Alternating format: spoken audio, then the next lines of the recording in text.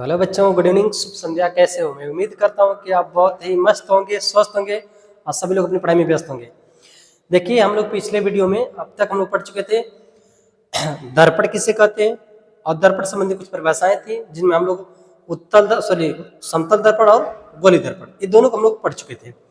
अब गोली दर्पण से संबंधित कुछ परिभाषाएं हैं और गोली दर्पण से संबंधित जो प्रतिबिंब बनता है वह कैसे बनता है, इसको हम लोग क्या करेंगे आज बहुत स्पष्ट एकदम क्लियर तरीके से समझेंगे। ठीक है, एक एक पॉइंट को हम लोग समझते चलेंगे। तो आप सबसे पहले अगर वीडियो पर नए होंगे तो चैनल को सब्सक्राइब करिएगा, लाइक करिएगा, शेयर करना बिल्कुल मत भूलिएगा। आइए वीडियो को शुरुआत करते हैं। ठीक है, देखिए, सबसे पहले मैं आपको बता दूं कि जो दर्पण द्वारा प्रतिबिंब का बनना था, तो मैं आपको चर्चा किया था कि दो प्रकार से बनते हैं। एक को हम लोग आभासी कहते हैं, एक को हम लोग वास्तविक कहते हैं। तो दोनों को पहले थोड़ा सा क्लियरिटी आप समझ लीजिएगा।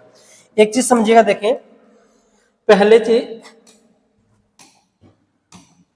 इधर देखेंगे। अभी जो आप पढ़ते दर्पण जो बनता था, दर्पण द्वारा प्रतिबिंब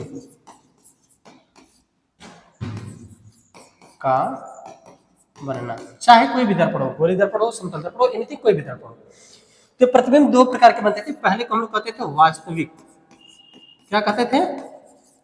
वास्तविक। और दूसरे को कहा जाता था आभासी। तो इसमें बहुत मोस्ट इंपॉर्टेंट है, दोनों को समझने का प्रयास करेंगे। एक होता था वास्तविक, दूसरा होता था आभासी। तो वास्तविक प्रतिबिंब क्या होता है, जरा ध्यान समझिए।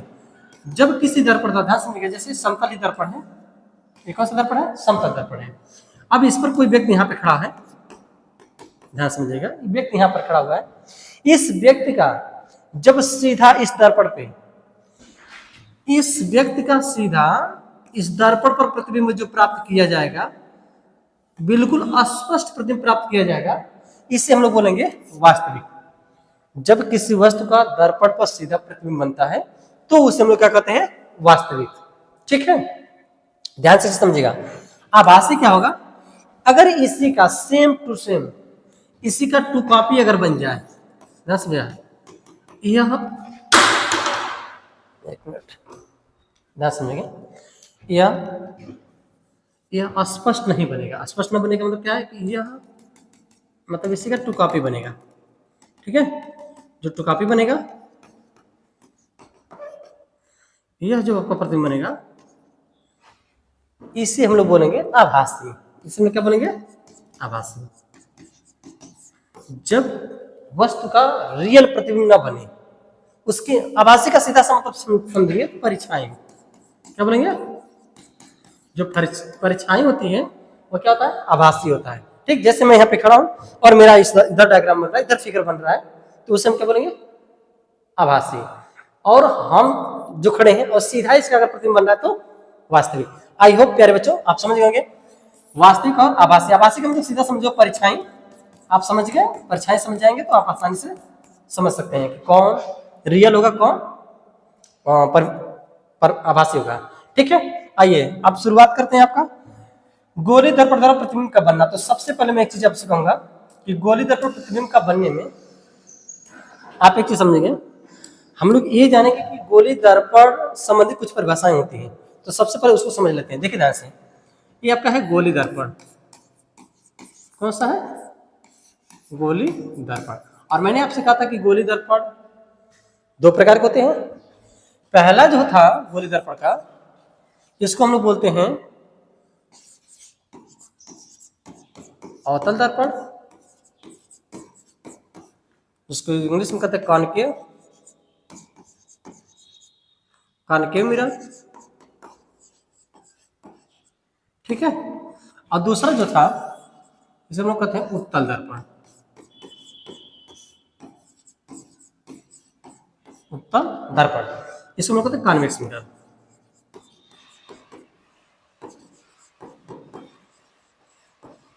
ठीक है, गोली दर्पण, गोली दर्पण होता क्या है?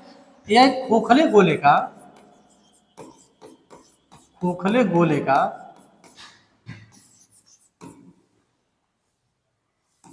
एक भाग कलई किया गया तथा तथा दूसरा भाग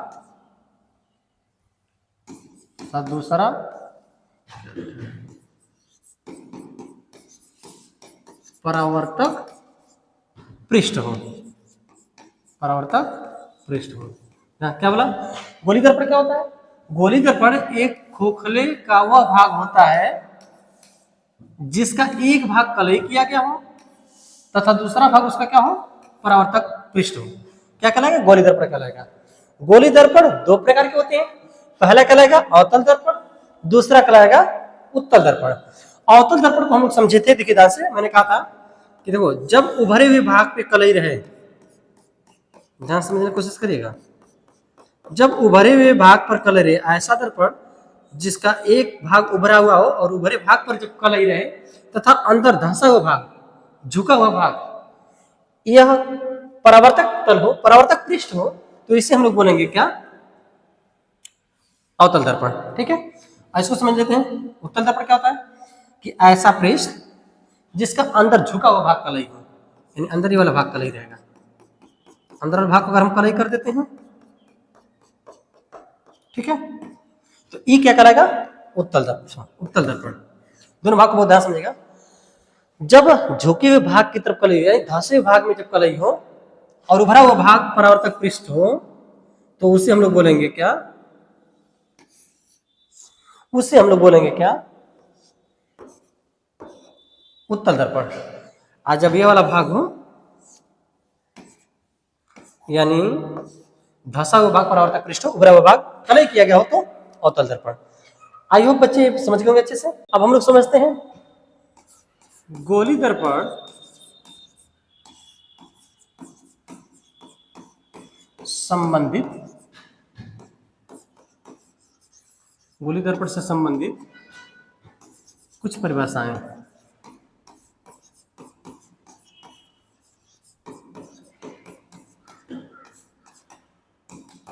समझेगा, गोली दर्पण संबंधित कुछ परिभाषाओं को हम समझ लेते हैं। ठीक है, देखिए यहां से गोली दर्पण को मैंने कहा था कि एक अवतल दर्पण एक उत्तल दर्पण, दोनों के लिए समझिएगा। ये आपका है अवतल और इधर है आपका उत्तल। ठीक है, दोनों को समझिएगा। जो पहली परिभाषा है, ध्यान समझिए, जो पहली परिभाषा हम बात कर रहे हैं, ये पहली परिभाषा में जैसे दर्पण का ध्रुव, पहला चीज समझेंगे, दर्पण का ध्रुव क्या होता है? दर्पण का ध्रुव, ध्यान समझिएगा, दर्पण का ध्रुव क्या होता है? तो एक चीज समझ ध्यान से, पहले अवतल दर्पण लेते हैं। ये कौन सा दर्पण है?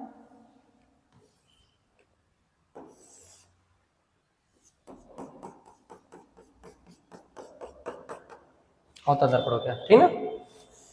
अब ध्यान समझिएगा, ये दर्पण कोई मान लीजिए कि यम और यन है। दर्पण कौन सा है? यम और यन है। ये पूरा दर्पण हो गया। तो पहले चीज समझिए ध्यान से, दर्पण का ध्रुव।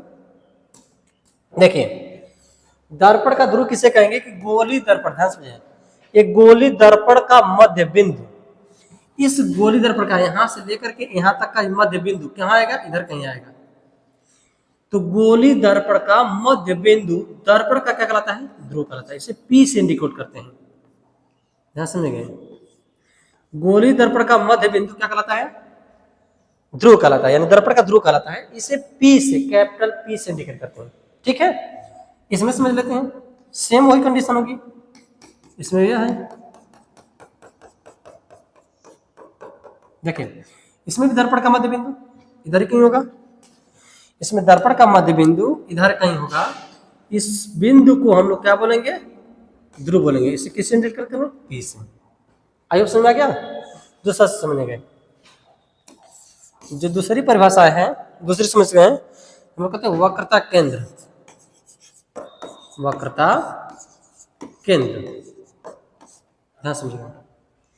इसकी परिभाषा के लिए समझिएगा क्या कहते हैं कि गोली दर्पण जिस गोले का कटा हुआ भाग होता है, ध्यान समझिएगा। ये जो गोली दर्पण आपके सामने दिख रहा है, देखिए, ये कोई गोला होता है, इसी गोले का कटा हुआ क्या होता है? भाग होता है। गोली दर्पण क्या होता है? इसी गोले का कटा हुआ एक भाग होता है। जैसे सपोज करो यहां से यह कट गया और यहां से यह कट गया, दोनों भाग कट गए। अब इस भाग को अगर हम निकालें तो ध्यान समझिएगा, इसका कोई ना कोई एक सेंटर होगा, केंद्र होगा, यहाँ पर केंद्र होगा इसका, देखिए यहाँ पर क्या होगा, इसका केंद्र हो गया, इस गोले का केंद्र ना समझा। तो गोली दर्पण जिस खोखले गोले का कटा हुआ भाग होता है, उस गोले के केंद्र को इसे दर्पण का क्या बोलते हैं, वक्रता केंद्र कहते हैं। इसे दर्पण का क्या कहते हैं बेटा, वक्रता केंद्र कहते हैं। तीसरा वक्रता केंद्र कहीं होगा, इधर कहीं होगा, इसे वक्रता केंद्र कहेंगे, इसे क्या बोलेंगे, वक्रता केंद्र बोलेंगे। इसे कैपिटल सी से इंडिकेट करते हैं। किससे इंडिकेट करते हैं, कैपिटल सी से। तो यहाँ पे क्या आ जाएगा, सी, इसको बोलते हैं वक्रता केंद्र।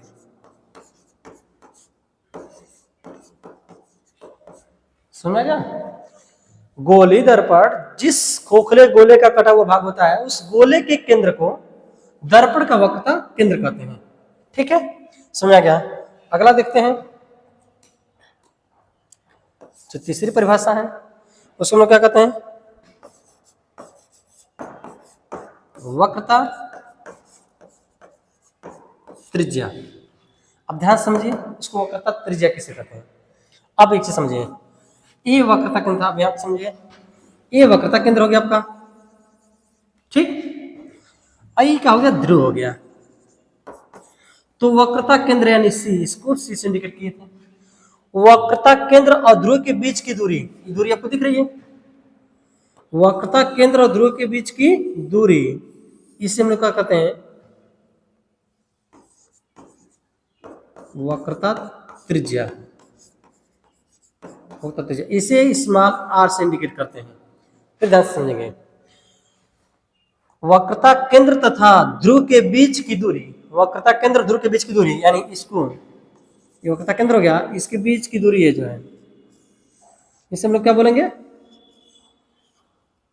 आर, यानी हम लोग वक्रता त्रिज्या कहते हैं। आइए अब समझ में आ गया होगा। चौथा देखते हैं, एक एक पॉइंट को समझते जाइएगा। चौथा क्या है, देखते हैं। ये कहते हैं मुख्य अक्ष,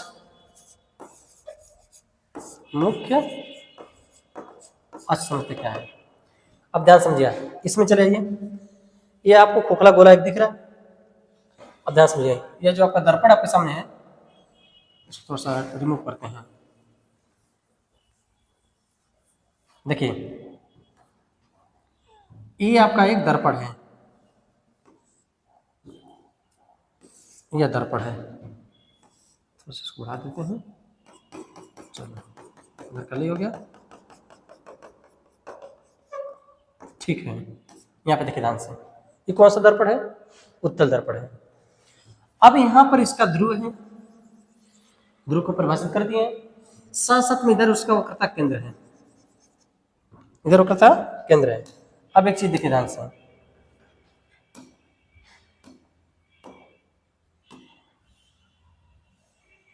लाइन कहां से, यहाँ से, चलिए देखिए।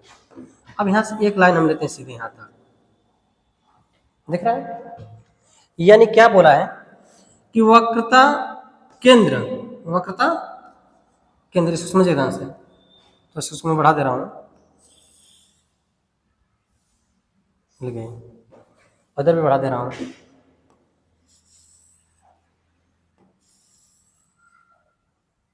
ठीक है। अब देखिए यहाँ, इसमें अगर बढ़ाऊं तो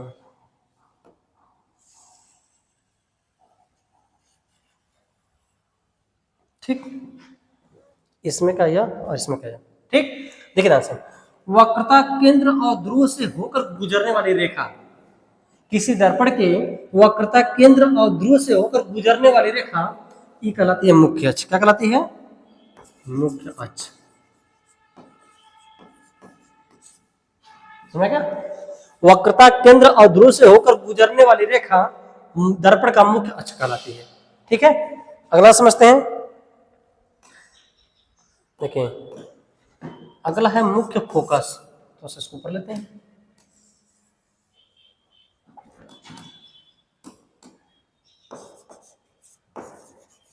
मुख्य फोकस मोस्ट इंपॉर्टेंट है, या ध्यान से समझेगा। मुख्य फोकस क्या होता है। अब एक चीज समझ ध्यान से, ये आपका डायग्राम दिख रहा है, इस डायग्राम को भी देख लीजिए ध्यान से। यहाँ पर आपका वक्ता केंद्र सी था, यहाँ पर क्या था, ध्रुव था। ध्रुव और वक्ता केंद्र के बीच की दूरी वक्ता त्रिज्या कहलाई थी। ध्यान समझा, वक्ता त्रिज्या का आधार जो मिड पॉइंट है, वक्ता त्रिज्या का आधार, इसे हम लोग क्या कहते हैं, मुख्य फोकस कहते हैं। ध्यान समझिएगा, मुख्य फोकस परिभाषित कैसे कर सकते हैं, ध्यान समझिएगा। एक चीज कि अनंत से आते हुए जब कोई प्रकाश किरण, ध्यान समझिए इसको, देखिए ये आपका है अवतल दर्पण, ये आपका क्या है सी या फिर पी, ये हो गया मुख्य अक्ष, इसको क्या बोलेंगे, मुख्य अक्ष। तो पहला चीज समझना से कि जब प्रकाश किरण, अनंत से आते हुए प्रकाश किरण दर्पण पर टकराने के बाद, यानी परावर्तन के बाद जिस बिंदु पर मिलती हुई प्रतीत होती है, जिस बिंदु पर मिलती हैं उस बिंदु को दर्पण का फोकस कहते हैं। यानी इसी बिंदु पर मिल रही है, देखिए ध्यान से, इसी बिंदु पर सब मिल रही है एक बिंदु पर, इसे हम लोग क्या बोलेंगे, मुख्य फोकस बोलेंगे।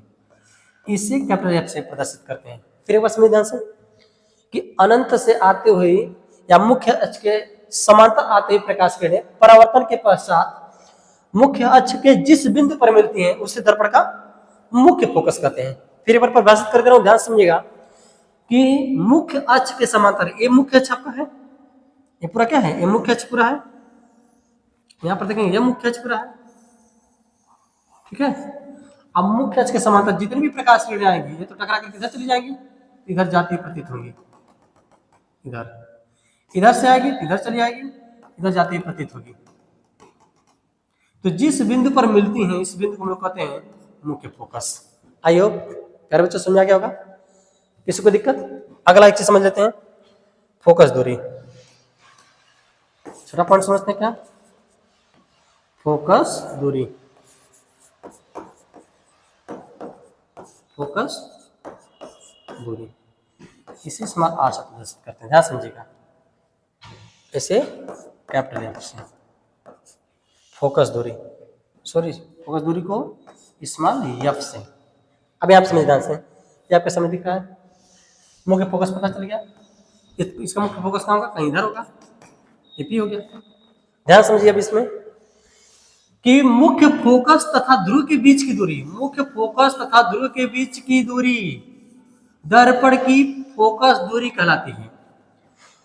मुख्य फोकस तथा ध्रुव के बीच की दूरी दर्पण की फोकस दूरी कहलाती है। बहुत इजी पॉइंट है, बहुत ध्यान से इसको समझिएगा। कह रहे हैं कि यहाँ पे देखेंगे मुख्य फोकस तथा ध्रुव के बीच की दूरी दर्पण की क्या कहलाती है, फोकस दूरी। इसे स्मॉल एफ से प्रदर्शित करते हैं। और एक नोट समझेंगे ध्यान से, एक पॉइंट और समझेंगे कि फोकस दूरी बराबर होता है, यहां देखेंगे, देखिए फोकस दूरी बराबर होता है वक्रता त्रिज्या बटे 2, वक्रता त्रिज्या बटे 2। फोकस दूरी को स्मॉल एफ से प्रदर्शित करते हैं, वक्रता त्रिज्या को r से अपॉन 2, या इसको आप कह सकते हैं कि r इक्वल टू होता है 2f। यानी वक्रता त्रिज्या फोकस दूरी का 2 गुना होता है। फोकस दूरी वक्रता त्रिज्या की आधी होती है। ये दोनों पॉइंट आप क्लियरली समझ लीजिएगा, ठीक है।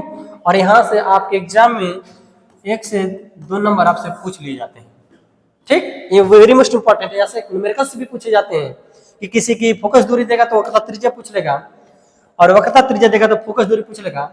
इससे आप 1 नंबर का न्यूमेरिकल्स 100% पूछा जाता है, इसलिए इसको नोट डाउन जरूर कर लीजिएगा, ठीक है। आई होप प्यारे बच्चों, अब हम अवतल दर्पण या उत्तल दर्पण की जो संबंधित कुछ परिभाषाएं थे इसको हम लोग समझ चुके हैं। अब हम लोग समझते हैं कि उत्तल दर्पण द्वारा प्रतिबिंब का बनना, ठीक है।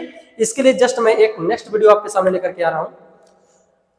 एक पॉइंट और इसमें छूटा था, थोड़ा सा इसको समझ लेते हैं, ठीक है। देखिए, दर्पण द्वारा प्रतिबिंब बनने के कुछ नियम होते हैं, उस नियम को इसमें आप समझ लीजिए। एक चीज समझिए ध्यान से, दर्पण द्वारा प्रतिबिंब बनने के कुछ नियम, एक बार समझे यहाँ, बहुत इंपॉर्टेंट है। दर्पण द्वारा प्रतिबिंब बनने के नियम, ये मुख्य रूप से 3 नियम होते हैं। 3 नियम को खूब अच्छे तरीके से समझ लेते हैं, ठीक है। दोनों में, अवतल दर्पण उत्तल दर्पण दोनों में। पहला यहाँ पे ध्यान समझिए, प्रथम नियम, प्रथम नियम समझते हैं ध्यान से। ये आपका है अवतल दर्पण, इधर लेते हैं कौन सा, उत्तल दर्पण। दोनों को समझिए ध्यान से। पहला क्या कहता है ध्यान से, अब आप सब कुछ समझ चुके होंगे। देखिए ये कौन सा दर्पण है, बता सकते हैं, कमेंट बॉक्स में बताइए कौन सा दर्पण है। अरे जब अवतल दर्पण सामने लिखा तो अवतल दर्पण ही होगा, कौन सी बात है। ये कौन सा दर्पण है, बता दीजिए। ये उत्तल दर्पण है, बिल्कुल सही आपने समझा। एक चीज समझना से, हम इसके सामने एक, कहाँ गया,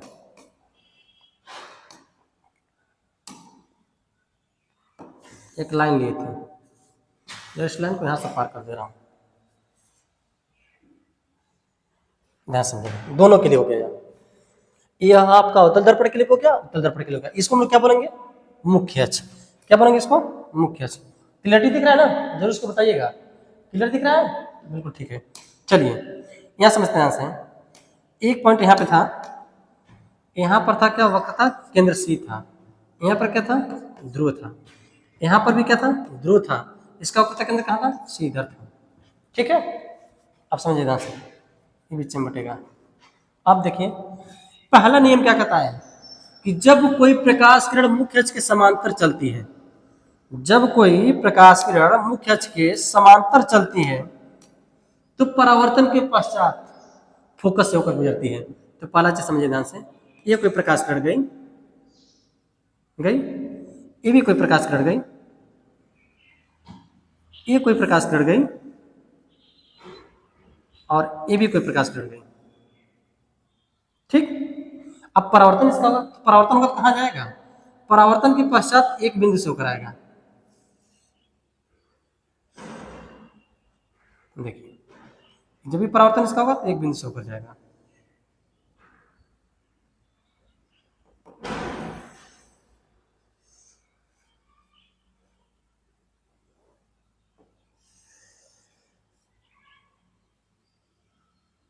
ठीक है, कहां पर, ध्यान समझिए। अब देखिए ये प्रकाश किरण इधर से जा रही थी, तो परावर्तन के पश्चात किधर आ गई, इधर आ गई, ठीक। मतलब इधर से गई तो इधर आ गई, ठीक ना। इसको देखिए, ये भी प्रकाश किरण इधर गई थी, परावर्तन पश्चात इधर मुड़ गई है, इधर आई है ना, इधर। ये प्रकाश किरण ध्यान से, ये वाले प्रकाश किरण जो गई थी ये इधर की तरफ गई थी और इधर मुड़ कर गई है, इधर देखकर गई है। और ये जो प्रकाश किरण थी इधर से जा रही थी और मुड़ी तो इधर चली गई। कहां पर मिला है, एक बिंदु पर, जिस बिंदु पर वो मिला है इसको हम लोग कहेंगे फोकस। क्या बोलेंगे हम लोग, फोकस। पहला चीज समझिएगा। तो क्या बोलता है कि मुख्य अक्ष, यही आपका मुख्य अक्ष था, मुख्य अक्ष था, ये पूरा मुख्य अक्ष था। तो मुख्य अक्ष के समांतर चलने वाली प्रकाश किरण परावर्तन के पश्चात मुख्य फोकस से होकर चलती है, होकर गुजरती है। मुख्य अक्ष के समांतर चलने वाली प्रकाश किरण परावर्तन के पश्चात मुख्य फोकस से होकर गुजरती है। ये पहला नियम है, ठीक। अच्छे तरीके से सब समझ गए। दूसरा नियम को समझ लेते हैं। दूसरा नियम क्या कहता है, द्वितीय नियम को समझिए।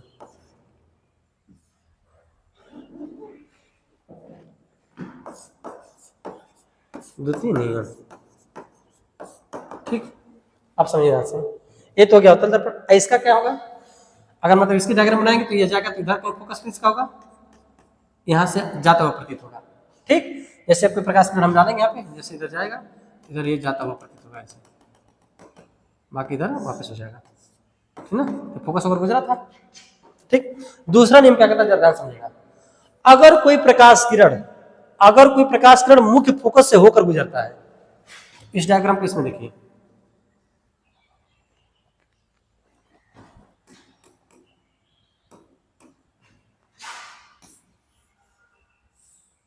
देखिए यहां से, अगर कोई प्रकाश किरण मुख्य फोकस से होकर गुजरता है, बता दें, देखिए अगर कोई प्रकाश किरण मुख्य फोकस होकर गुजरता, जैसे प्रकाश किरण कोई आई और ऐसे होकर चली गई, ठीक, पूरा गड़बड़ हो गया, चलो जा सकते,